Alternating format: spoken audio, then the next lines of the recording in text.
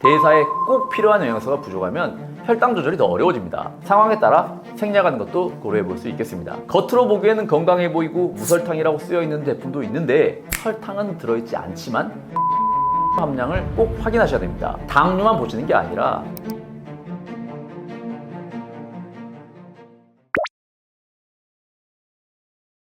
당뇨 환자도 영양제 먹을 수 있습니다. 아니, 경우에 따라서는 꼭 필요한 경우도 있습니다. 당뇨는 단순히 혈당이 높아진 것뿐 아니라 몸 전체의 대사 시스템에 문제가 생겼다는 신호예요. 인슐린이 제대로 작동하지 않거나 세포가 에너지를 잘 활용하지 못하고 있다는 뜻이고요. 이럴 때 마그네슘이나 비타민 B군처럼 대사에 꼭 필요한 영양소가 부족하면 혈당 조절이 더 어려워집니다. 또 바나바나 여주, 베르비린 같은 성분은 혈당이 급격하게 오르는 걸 막아주는 데 도움이 될 수 있습니다. 특히 당뇨약을 오래 복용하는 경우에는 비타민 B12처럼 특정 영양소가 결핍되는 경우도 있어서 반드시 보충해야 하는 상황이 발생하기도 합니다. 당뇨약 메트포르민을 오래 복용하신 분들은 손발 저림이나 찌릿찌릿한 증상이 자주 나타나는데 이걸 그냥 나이가 들어서 그런가 보다 하고 참고 사시는 분들도 많아요. 그래서 기본적인 영양소들은 보충하시는 것을 추천드립니다. 다만 주의하실 점도 있습니다. 혈당을 낮추는 작용이 있는 영양제를 당뇨약과 함께 복용할 경우 사람에 따라 혈당이 너무 많이 떨어질 수도 있습니다. 특히 인슐린 주사를 맞는 분들은 더 민감하게 반응할 수 있기 때문에 혈당 변화를 본인이 잘 관찰하면서 복용하셔야 됩니다. 그래서 영양제도 그냥 좋다더라 하고 무턱대고 먹기보다는 본인의 혈당 상태나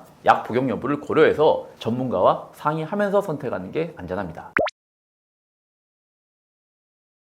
영양제를 고를 때 성분표 확인하는 거 정말 중요합니다. 특히 당뇨 환자라면 몇 가지 꼭 체크해야 할 부분이 있어요. 첫 번째는 혈당이 너무 떨어지지 않는지 확인하는 겁니다. 바나바, 여주, 베르베린, 크롬 같은 성분은 혈당을 낮추는 작용이 있어서 많이들 복용하시곤 합니다. 그런데 당뇨약이나 인슐린을 쓰시는 분들이 혈당 영양제를 함께 복용하실 경우 사람에 따라 다르지만 혈당이 과하게 떨어질 수 있습니다. 복용 후 저혈당 증상이 생기지 않는지 꼭 확인하면서 조심스럽게 시작하는 게 좋은데 이럴 경우 성분표를 보고 혈당을 떨어뜨리는 성분이 너무 많이 들어있지는 않는지 혹은 너무 적게 무늬만 들어있지 않는지 이런 건 직접 확인하시는 게 좋습니다. 두 번째는 단백질 보충제나 기능성 가루 제품을 드실 때 탄수화물 함량을 꼭 확인하셔야 됩니다. 겉으로 보기에는 건강해 보이고 무설탕이라고 쓰여 있는 제품도 있는데 설탕은 들어있지 않지만 전분 같은 탄수화물 함량이 가득 들어있는 단백질 보충제도 있습니다. 그래서 성분표를 보실 때 당류만 보시는 게 아니라 탄수화물 함량도 꼭 수치를 잘 읽어가면서 보시는 거 알아두시면 좋겠습니다. 어느 정도 기준을 정해드리자면 쌀밥 한 공기 탄수화물 함량이 70g입니다. 단백질 보충제 한 번 드실 때 20g 정도의 탄수화물이 들어있다면 약 쌀밥 4분의 1공기 분량의 탄수화물을 섭취하는 것이니 이 점 유념해서 섭취하는 거 당부드리겠습니다. 세 번째는 제형입니다. 액상, 젤리, 추여물 타입 제품은 생각보다 당이 들어있는 경우가 많아서 피하시는 게 좋고요. 가능하면 정제나 캡슐 형태의 제품을 고르시는 걸 추천드립니다. 이런 제품들이 불필요한 당류나 첨가물이 적은 경우가 많습니다. 정리하자면 혈당이 과하게 떨어지지 않는지 관찰하면서 복용하고 당분 함량과 제형을 꼼꼼하게 확인하는 것이 당뇨 환자에게는 정말 중요합니다. 당뇨 환자에게 도움이 되는 영양제 정말 다양하지만 그 중에서도 과학적 근거가 충분하고 실제로 복용을 해볼 만한 핵심 성분 3가지를 꼽자면 다음과 같습니다. 첫 번째는 비타민 B군입니다. 비타민 B1, B6, B12, 엽산, 나이아신 등은 혈당을 에너지로 바꾸는 대사 과정에 꼭 필요한 영양소입니다. 특히 당뇨가 있는 분들은 고혈당 상태가 지속되면서 비타민 B군의 소모가 더 많아지기 때문에 결핍되기도 쉽습니다. 그리고 비타민 B군은 신경을 보호하는 역할도 하기 때문에 당뇨로 인한 신경 손상 예방에도 중요하고요. 실제로 당뇨병성 신경병증이 있는 환자에게 비타민 B12를 보충하면 증상이 완화되는 경우도 많습니다. 두 번째는 마그네슘입니다. 마그네슘은 인슐린 수용체의 기능을 도와주는 미네랄로 인슐린이 제대로 작동하기 위해 반드시 필요합니다. 혈중 마그네슘 수치가 낮을수록 인슐린 저항성이 증가한다는 연구 결과도 많이 나와 있고요. 스트레스를 많이 받거나 수면의 질이 떨어지는 분들일수록 마그네슘이 부족한 경우가 많기 때문에 이런 분들에게 마그네슘을 보충해주면 혈당 조절이 더 잘 되는 경우가 많습니다. 게다가 마그네슘은 잠을 잘 자게 도와주는 역할도 있어서 밤에 복용하면 수면의 질도 좋아지고 간접적으로 아침 공복혈당 안정에도 도움이 됩니다. 그리고 세 번째는 바나바입니다. 바나바는 동남아 지역에서 전통적으로 사용되어 온 식물성 성분인데 그 안에 들어있는 코로솔산이라는 성분이 혈중 포도당을 근육과 간으로 잘 흡수되게 도와줍니다. 특히 식사 직전에 바나바를 섭취하면 식후 혈당 상승 속도를 늦춰주고 급격한 혈당 스파이크를 완화하는 데 효과적이라는 연구도 있습니다. 혈당이 갑자기 확 올라가는 패턴을 줄이는데 바나바는 꽤 안정적으로 작용하는 편이에요. 이 3가지는 단기적으로는 혈당 수치를 안정적으로 관리하는 데 도움을 줄 수 있고, 장기적으로는 인슐린 저항성 개선이나 대사 밸런스를 맞추는 데도 중요한 역할을 합니다. 무조건 유행하는 성분을 따르기보다는 이처럼 기본기 역할을 해주는 영양소부터 차근차근 챙기시는 것이 혈당 관리의 핵심입니다. 비타민C는 혈당을 직접 낮추는 약은 아니지만 당뇨 환자에게 꼭 필요한 영양소입니다. 특히 혈당 조절과 관련된 간접적인 역할이 매우 중요한데요. 우선 비타민C는 강력한 항산화제입니다. 혈당이 자주 오르내리거나 고혈당 상태가 지속되면 체내에 활성산소가 많이 생기고, 이로 인해 혈관 내피세포가 손상되고 만성염증이나 인슐린 저항성 증가 같은 문제가 발생할 수 있습니다. 비타민C는 이런 산화 스트레스를 줄여주는 데 도움이 되기 때문에 혈당이 불안정한 사람에게는 꼭 필요한 영양소라고 할 수 있겠습니다. 또 하나 중요한 점은 비만하거나 당뇨가 있는 사람은 일반인에 비해 혈중 비타민C 농도가 낮다는 연구 결과가 많습니다. 이는 단순히 식사가 부족해서가 아니라 체내 염증 수준이 높고 산화적 스트레스가 많기 때문에 비타민C가 더 많이 소모되고 필요한 양도 늘어나고 있다는 데서 비롯됩니다. 그래서 당뇨나 비만 상태일수록 비타민C를 의도적으로 보충해주는 것이 필요합니다. 섭취 방법으로는 한 번 드실 때 500에서 1000mg 정도를 식사 중이나 식후에 나눠서 섭취하면 좋고요. 이걸 2시간 간격으로 계속 드셔주는 것도 좋고, 아니면 메가도스라고 해서 하루에 6000mg에서 9000mg을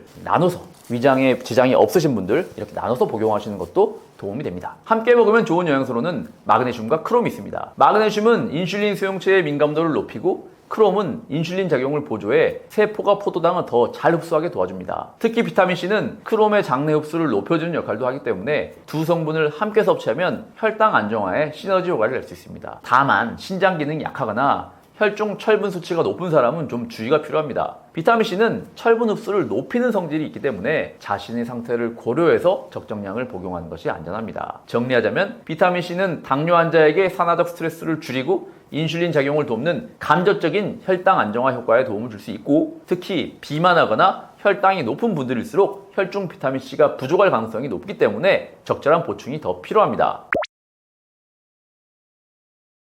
영양제를 복용할 때는 식사 시간과 당뇨약 또는 인슐린과의 간격을 잘 조절하는 것이 중요합니다. 특히 혈당을 낮추는 작용이 있는 성분은 특히 더 조심해서 복용하셔야 합니다. 예를 들어 바나바, 여주, 베르베린, 크롬 같은 성분은 혈당을 떨어뜨리는 효과가 있기 때문에 당뇨약이나 인슐린과 겹쳐 복용할 경우 혈당이 과도하게 떨어질 수 있습니다. 이럴 때는 식사 15분에서 30분 전에 복용하는 경우가 많지만 이미 인슐린 주사를 맞고 있는 분이라면 더 조심하셔야 합니다. 인슐린 주사 사용자는 저혈당 위험이 크기 때문에 혈당을 낮추는 작용이 있는 영양제를 복용할 때 반드시 다음 중 하나를 고려하셔야 하는데요. 첫 번째는 혈당을 직접 측정하면서 복용 전후 수치를 확인해 보시거나, 두 번째는 주치의와 상의해서 복용 가능 여부를 판단하시고, 세 번째는 경우에 따라서 아예 복용하지 않는 것도 선택지에 포함해야 한다는 겁니다. 반면에 마그네슘, 비타민 B, 비타민 C, 오메가3 같은 영양소는 혈당을 직접 낮추진 않지만 대사 개선에 도움이 되는 성분들이기 때문에 식사 직후 복용하면 흡수율도 좋고 위장 부담도 적고 당뇨약과 서로 영향을 주고받지도 않습니다. 또 철분제나 아연,